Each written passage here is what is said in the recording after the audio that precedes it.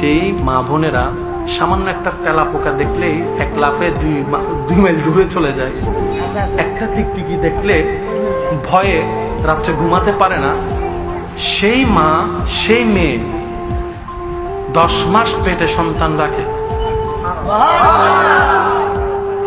একটু যদি আমি বুঝাতে পারতাম কথাটা, ভয়ের লেভেল যাদের এতটুক, সে জানে তেলা পোকা তাকে খেতে পারবে না,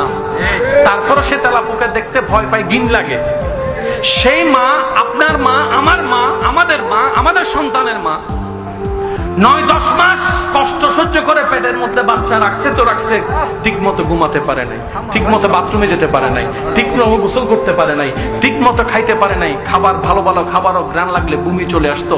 এমন যন্ত্রণাদায়ক কষ্ট প্রত্যেকটা দিন সহ্য করেছে,